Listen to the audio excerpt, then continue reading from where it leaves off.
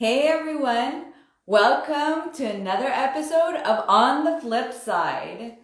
On the first Monday of every month, we talk about mindset. And every other Monday after that, it's any topic in real estate. Now, some exciting news. We are having Dalia Barsoum coming on. She is an amazing mortgage broker that has so much intel on the market. So today we'll be doing some market updates. And what's even more fun is she is going to be our guest speaker for next month's networking event.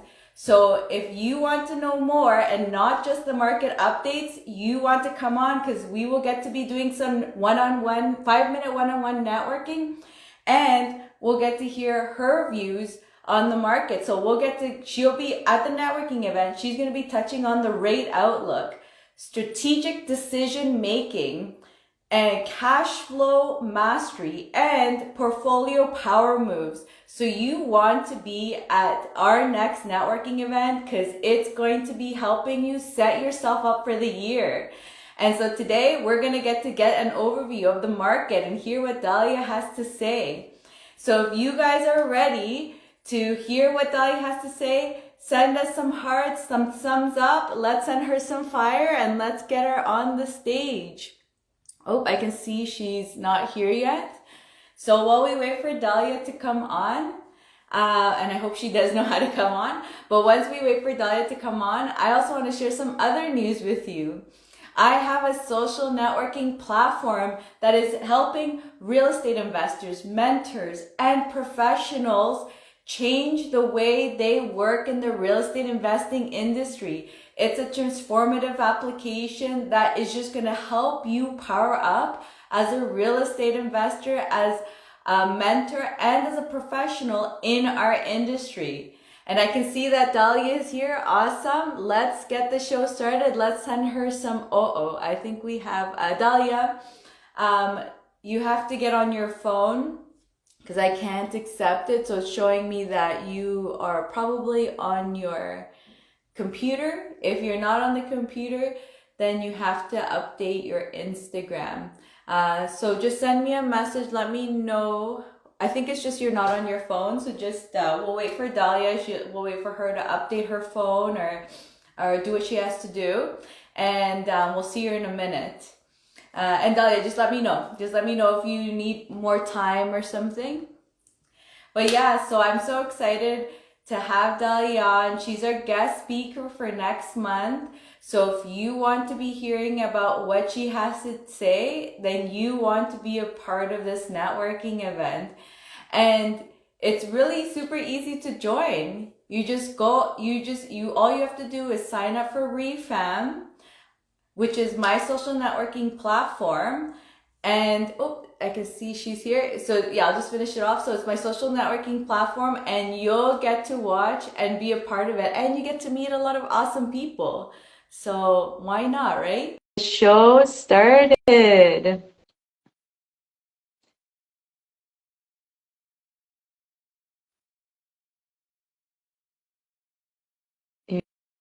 Usually it takes a second, I've noticed. Are you seeing my request coming in? For some reason, we always need it to be half an hour. Or maybe I'm going to cancel the request and then I'll do the invite. See if that one's quicker. Let's see. While we wait for, there we go. Awesome. Hey, Dalia. How are you? I'm so excited to have you on today. Good, Diana. Sorry for the technical glitches, but here we are. We are here. We made it. Yes. And let's just get started. I mean, I know everyone knows who you are, but just in case we have those couple people who don't, I would love to hear it. Tell us who you are. How's your involvement in the real estate investing industry? Anything you'd like to share? I'm the founder of Streetwise Mortgages and Streetwise Wealth. We are Canada's #1 mortgage broker and Ontario's #1 mortgage broker. And what we do is really help investors build up their portfolios to achieve their goals using the right financing methods. We do everything from, we understand everything, joint ventures, corporations, creative financing, you name it. Whether you're starting out or you're the Grant Cardones of the world, we've worked with many Canadians across the country. I love it. And you guys are super creative. Always, this is what I love about you guys, is you guys are always staying on top of the market and just figuring out how to pivot, how to change, which I think it's so important because, I mean, you see what happens in the market, so you can see it and even help us pivot and change, because sometimes you'll think of things that we obviously may not see or know how to do. So I love that. And I'm sure at the networking event, pretty sure that's one of the things we're going to get to hear, all the amazing tips that we can take care of for this year. But I wanted to hear your outlooks like that. What do you think, just an overview of what you think this year is going to look like, and some little sneak peeks to the networking event? Yeah, so basically, and I was telling someone recently, I am finally cautiously optimistic about this year. I actually, all indicators, and this is not my crystal ball, but all indicators are showing that we are due for a rate decline or a rate cut by the Bank of Canada. The bond yield is a leading indicator and it's been sliding down. The Bank of Canada's last meeting, which was Wednesday, implied that they're now really unplugging the stove. They're no longer talking about the a potential of rate hikes, but they're talking about how long they will not let the current rate cook before its full impact is materialized. So the markets right now are expecting a rate cut in 2024. The exact timing of which is still a question mark, but tentatively, sometime in Q2 of 2024, which is, optimistic. And also, we're starting to see the fixed rates go down, the 1 year, the 2 year, the 3 year, 4 and 5, because the fixed rates depend on the bond yield. So for me, this year there is light at the end of the tunnel, but I still want to be cautiously optimistic because we know the Bank of Canada always leaves the door open for rate increases if something wonky happens, but there is a very high chance now that things will start improving in 2024. I love Not all of a sudden, but gradually, like about in Q2 and for the 12 months following, 100 basis points. So that's good news for investors. Mm-hmm. And even I think, even if I agree with you, I don't think we're gonna probably see any more rate hikes. So I totally agree with you. But even if things stay, which is kind of nice, at least that stability is there for us to make actual like better decisions, or more, not better decisions, but more confident decisions on what we're doing. Because at least I think I also agree. It's like at least things will be more like flatter or better, where it's like, what happens if it increases another quarter, 0.5%? You don't have to worry about that, because that really plays in our numbers. Whereas at least if we're like, okay, things are going to be at least consistent now, or like that, and drop even better, which I feel like that'll be just a win, right? Yes, Life absolutely. becomes so much better. Absolutely. It does increase the level of confidence. I mean, investors typically tend to wait and sit on the sidelines unless they see a clear signal that something is going to stabilize or at least improve. So we're at this point right now. Yeah, I love that. Yeah, because exactly, or not even staying on the sidelines, but our numbers just become so much more conservative. Like I felt last year, I was like, okay, now I'm budgeting for, let's say if we do 2 drops, or 2 years ago when we were like really going through a lot of drops, I was, my numbers were very, very conservative, which made it also very hard because people at that time 2 years ago were still like, my house is this much. And I'm like, but the rate drops are doing this. So I'm like, your house is like down here, and so people are just like, what are you talking about? So even if you are trying to make deals and you're trying to account for it, I felt like the sellers and the buyers were just so far apart to even make things happen or make the numbers work. So it's just nice where it's like, I think we're all coming to a consensus, I think, where it's like the sellers are okay, like things are like they're starting to understand where the market is at. Same thing now. It's like us for people that are buying. Okay, there's some stability, so maybe you can actually do something with more confidence. Yeah, true. Exactly. 100%. Mhm.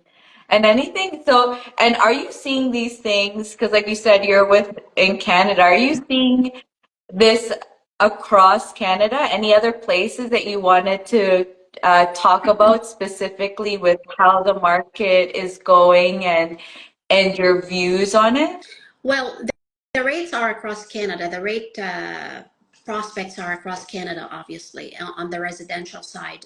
What I'm seeing come on my desk, I'm seeing an increased activity. I'm seeing more investors planning for the year ahead. I'm seeing more investors having conversations about what they would qualify for. And I'm seeing actually purchases come through. For a January, we're seeing momentum. So I'm starting to see investors engaged again on the commercial side and multifamily. I mean, things have been good for investors with the CMHC programs that got rolled out, like the CMHC MLI program. I've been seeing more and more investors use it for building units or to convert a residential to a multifamily. I'm also seeing some investors use it to acquire or to exit existing construction loans. But what's happened this past year is that CMHC kind of tightened things up a little bit. They came up with rules in the midst of, deals where they said, we now are not liking renovictions, right? If you're just paying to get somebody out and renovate a unit and want to take out the equity, they're really becoming very selective about these deals, but they're really pro construction. And they just came up with some new rules, like anything else. The lending rules continuously change, like I tell everybody, and there are always ways, and we always have to navigate. We can't just sit here and complain about CMHC changing the rules or complain about the lenders tightening up. We have to always be resourceful and think about new ways to keep things going, and that's what we've been spending a lot of time on, especially with the multifamily investors. Hmm. I love that. And it's so true. I mean, I feel like that's technically also just the definition of being an entrepreneur or especially a real estate investor is that knowing that if we want to continue and be successful, we really have to be open-minded and kind of be like, okay, this rule gets set into place, fine. But it's like, now what do we do? How do we get around it? Like, how can we work with this and just make things still work for us? Because a lot of people do get kind of like, it's almost like this block comes and we think like nothing can be done. And it's even, I feel like I've been promoting a lot the like masterminding right now is so important and working together to just help people find solutions to the problems because they're there. We just have to have that mindset of looking for it because if we think like the rules are set, nothing we can do, now we just can wait. That's all you're going to do is you're just going to sit there and wait. Whereas if you're just like, okay, no, there's something that I must be able to do, and you're talking to different people and just getting different people's points of view, sooner or later, things start kind of popping up where you think, oh, maybe I can do this. Maybe this will work. Maybe that will work. And you just kind of start seeing different avenues. Yes, I Curious. love that. I love that. Mhm. It's conversations open up possibilities and ideas. I love what you said about the mindset, because the fact that you have not found a solution yet does not mean that it does not exist. It just means that you have not seen it yet. You may not have Spoken thought about it to yet, enough not people. enough, like the right people to help you out. So I love what you just shared. There is always a way, although it may not be obvious right Mhm. away. Yeah, I feel like that things will come and it'll definitely stress us out or kind of like throw us for a loop.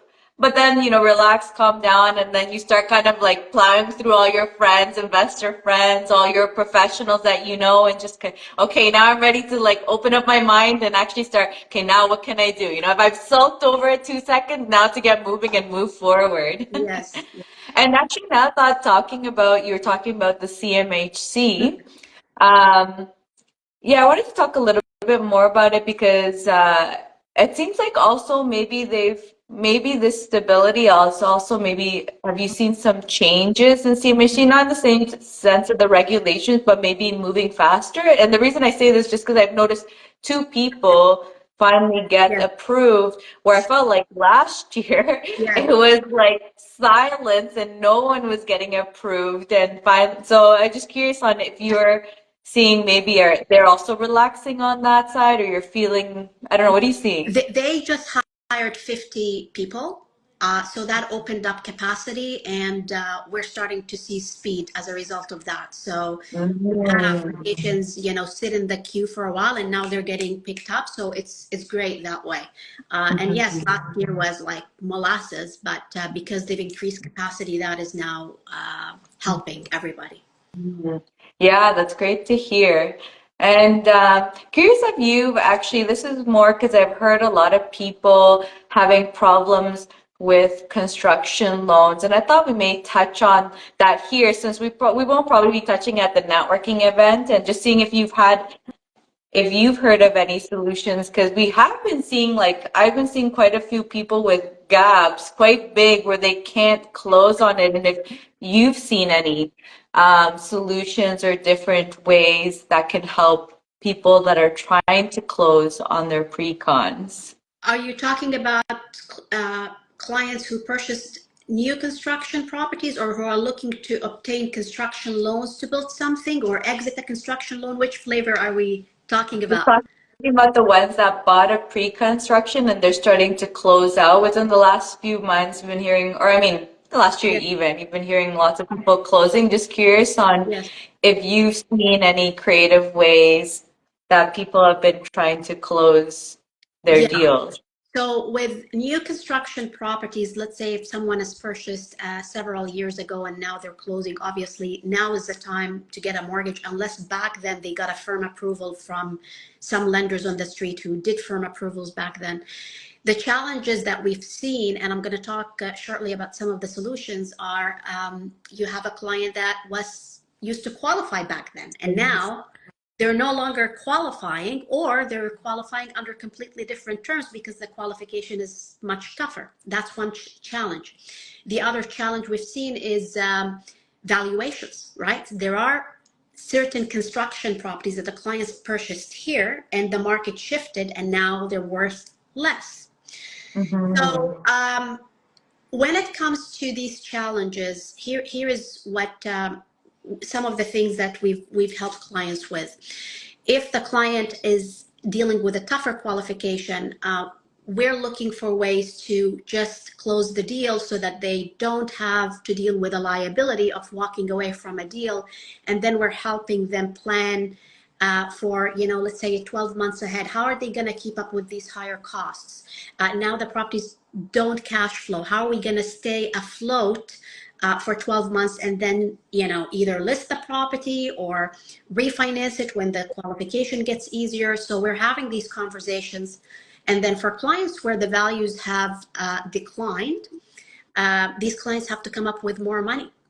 And the only way there are a couple of ways to come up with more money. One way is obviously to look for money in other properties. Another way is to see if we can supplement with any unsecured money. A third way is to see if they can bring a partner to the table. And because over the long term, real estate value is correct. It's just a matter of time. If you look at the big picture here, we're in a declining market, but over the long run, in good markets where demand and supply is tight, properties will correct eventually. So I wouldn't say these are easy solutions, but they are solutions, and they're temporary solutions to a stepping stone to another solution eventually when rates improve and qualification starts to ease up. Yeah, we've definitely seen challenges with new construction. Yeah. And actually, I wanted to put out something just because of things that I've been hearing and hear your opinion on it, or even others too. Is I've been noticing, for example, the developers are actually giving people, for example, extensions without penalties just to be able to close. And so to me, I was thinking clearly developers are also in a bit of a bind because yes, they can go through the lawsuit process, but that's a lot of money and headaches and stuff that they have to deal with. Yeah. But I feel like, to be honest, developers, again, I don't know the size. I feel like smaller probably are definitely more open to suggest to things. But I was thinking, like if people are having problems, why not suggest to see doing some kind of loan from them for the difference owing? Because to me, I was like, if they're going to go through the lawsuit process anyways, I was like, why not do like an agreement with them, like a second mortgage or something, or like a loan or something? Because either way, then if they default on that, that still goes to the lawsuit process anyways. And I was curious on your opinion on that, just because it's like that. It's been interesting. I've noticed lots of people are just giving extensions, Yes. and that to me just shows they're open to find solutions. And I was curious, what would you see in their mind if they would, do you think they would do something like that? So there is definitely an openness to working with the buyers right now from a developer standpoint, because it's not to anybody's interest to get tangled in lawsuits and all of that. The developer wants to offload and the buyer wants to close. So we've seen extensions happen multiple times, not once. But also, to your point, there is an opportunity for quote unquote creative financing, meaning typically I'm seeing more and more vendor takebacks just from regular sellers, not developers, but it doesn't mean that developers wouldn't do it. One of the things somebody can do is to go back to the developer and say, hey, this property is now worth $100,000 less. I will still buy it from you at the price that you have I've committed to contractually. Are you willing to give me $100,000 vendor take back? Yeah, And payment plan. yeah, payment plan. So if you were to go to a traditional lender, right, to close the deal, the lender is going to lend on the appraised value, the lower of the purchase price or the appraised value. So if the value has gone down, now you're short with that traditional lender 100,000. So is there an option to negotiate a vendor take back and to close with a maybe private or an alternative lender that would allow the vendor take back? Yes, the cost is going to be higher, but can we temporarily go through that and then switch to a more cost effective vehicle when the cycle turns? Because we're very, very close. We're at the top of the cycle. This is like we're so close before seeing relief. So there is this little bit of stretch right now that everyone needs to go through and figure out resourceful ways to stretch to that finish line before we start to write down the cycle. So absolutely. Yeah, it's something I wanted to put out there. I've told two people now, and I'm kind of on a mission, to be honest. 'Cause I'm like, I'm curious to see because it's very interesting what I hear. And I was just like, put it out there. You never know. Because I know, for example, one in Alberta, they just had to put 5% down.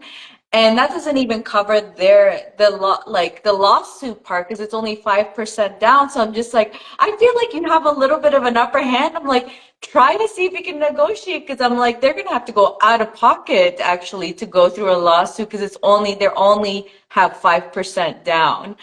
And so I was just like, hey, try it out. You never know, because like that, no one wants to sue anyone. Everyone knows what's going on in the market in the sense of like they know their prices are too much and that no one can pay for them. So I was just kind of like, so that's my mission, guys. Go tell everyone, see what happens. Or Yeah. let us know if you find different solutions too, because like that, like I just feel like I feel openness is really a big thing right now. Like people are just like, let's find a solution, you know? Yes, and if you don't ask, the answer is always no, right? Like sometimes I find people assume things and they shut the doors up front. Oh, but this is not going to work. How do you know this is not going to work? Ask, Mhm. explore, discover, because if you don't ask, the answer is always no. And also, you may surprise yourself nicely. Another solution, Mhm. actually, I wanted to share with you on the new construction topic where the values are below what the client purchased for is something we've done. I am not a big fan of it, but we're And going to sorry, do so what this, we got to do. just to confirm, you're talking about construction loans Yeah. now? Just so we know we've changed. Okay, No, so no, no. construction loans, so you said this and you, Construction, oh, construction property, same oh, topic. We're okay, on the same topic. okay, okay, Yeah. okay, okay. what I'm talking about is the scenario where the value is below what the client purchased for. So we can do a cross collateral loan on one of their other properties. So we do a private first mortgage on the property they're buying. And if there is a shortage, let's say of 100,000, we extend that mortgage onto another property that they have where they have equity. And this way they don't have to come up with out of pocket money to close the deal, and temporarily we're just securing that shortage against another property in their portfolio where there is equity. It's called a cross collateral. I don't like to sit in cross collateral mortgages for a long time. It's a last resort that I use, and we're always thinking, okay, how are we gonna get rid of that cross collateral, and we have to plan for it. So I use it as a last resort. I love that. And like that, it's like we need to have as many exit strategies as possible right now to just make things happen and work for us. As long as, like you said, like, which I think something that you're emphasizing that is so important is like the planning part is so important. Like getting with your mortgage broker and making sure that it's like you're not doing it for right now, because this is also situations I've seen that it's like, oh, we're solving the issue for right now, but not actually what happens in 6 months to a year. And because if you don't know or you're not preparing for those situations, it could actually be in a situation, for example, you just lose everything because the planning wasn't there. You're not, because I'm sure with what you're saying is the planning is for the purpose that your investors are also preparing and getting things into place so that when it comes, they're ready to make the moves or have the extra cash or whatever that they need to do to be ready in that 6 months to 1 year or 2 years, whatever it is. I can't agree with you more. Planning is so key. It's one thing to close the current deal and find a solution, and it's another thing to understand the implications and to understand what's going to happen down the road. And part of the things that I find the pitfalls on the investor's part sometimes is assumptions. Oh, I'm going to do this and I should be able to refinance at 80% in 6 months at 30-year M and pay this off. That's an assumption. And we all have to look beneath the iceberg, beneath the assumption. Did you validate this assumption? Did you validate it with someone who knows what they're talking about? Or is it just an idea that you think is going to happen? These are two very different things. So with the cross-collateral situation that I mentioned to you, I've seen investors close deals somewhere else with cross-collateral without validating how they're going to get out of that situation. And then the collateral, private money, you know how it works, right? Private lenders only lend for a year, maybe two, and then they want out. So how are they getting out? Exactly. Yeah, exactly. The planning, and I love that you guys go through that you guys make sure that there's a plan behind it so that everyone's in the boat. Because it's exactly true. Especially, I feel like 3 years ago, a lot of we saw, for example, with the refinances, where, oh, okay, buy the property. And this is in the good times, buy the property because I can refinance it later, but they didn't check, can I actually refinance later? Do I actually have the income to refinance the amount that I'm expecting? Like none of that was ever looked at. It was just like, oh yeah, I'm just going to follow the strategy. I do the renovations and then I refinance, but you're just like, can you do it? So it's like, right. I love that you guys really focus on making sure this is a win throughout. And it's not like we're solving the problem right now, but figure it out in a year from now, like that plan is necessary. Yes. Yes. Dalia, any final comments that you would like to share, or some little sneak peeks that you'd like to talk about for the networking event that you'll be our guest speaker on? Yeah, so at the networking event, I will dig into financing given the market cycle we're in, and I am going to talk about the SPA method, which is basically a framework for how investors should think, in my view, in this cycle we're in. The SPA method stands for stabilizing your existing portfolio. So really understanding where you are right now, taking a look at your cash flow, taking a look at your renewals, and seeing where maybe the opportunities to enhance the numbers, right? Because the rates are starting to come down on the fixed rate side. and there may be opportunities to restructure certain things to give you some breathing room, because there are a lot of investors where, where their backs are against the wall right now at the height of the cycle. So stabilize first of all before you start getting excited about the opportunities there, because that will give you peace of mind and a strong foundation to launch off from. So that's the S in the SPA. Positioning is the other thing that investors should be doing right now, which is, we know opportunities will surface. We are starting to see purchases come through. And I did run a quick exercise to say, okay, personally for me, if I wait until the rates come down, am I better off buying then, or am I better off buying now while the rates are up, and then knowing that when they come down, I will be in a better situation, or if I can add more units, generate income? And the answer is, you're actually better off, and you can run this math, you're better off buying at a discounted price at a higher rate than buying at a lower rate at a higher price, okay? But the majority take action when the market, it starts to heat up, but right now is a prime window to actually benefit from the lower prices. So how can you position your finances to be able to jump on opportunities? Can you set up secured line of credits on properties and have capital? Do you have JV partners who may be interested, and you need to reactivate conversations that they can get set up from a financing standpoint, so you guys can tap into opportunities? So that's the P. And then A is basically advancing. That's where the momentum comes in. Pre-qualification. What does your next set of deals look like? Let's plan for that from a structure standpoint, from a capital standpoint, from a rate standpoint. And then are there new sources of capital you can tap into, like the CMHC product? So I'm going to be digging more into each of these categories at the networking event, because it is a framework that works all the time, but particularly in this cycle we're in, would benefit investors a lot. Love it. Thank you so much. If you guys are ready to get your strategies in place and really take advantage of this year, because like Dalia is saying, this is the time to take advantage of the amazing deals that we're going to be seeing, or creating those amazing deals. You want to be a part of this networking event. It's virtual, so you can be in your PJs, have fun chatting with everyone, and learn so much from Dalia. Dalia, thank you so much. You always provide such amazing value, and I'm so excited to hear what you have to say at our networking event. My pleasure. I'm looking forward to it, and thank you very much for today. And guys, if you're on this call and you have any questions, second opinion, a question about financing, reach out to myself and my team on our website, streetwisemortgages.com. We are happy to guide you and support you as the cycle starts to shift. Awesome. And she will be tagged on here. So if you just even want to see what she's up to, what's going on with Streetwise Mortgages, she will be tagged so you can know what's going on. And if you guys love what you hear from me, then definitely follow me too. Follow both of us. Thank you so much, everyone. Thank you, Dalia. We'll see everyone in the next episode. Bye. Have a great day, guys.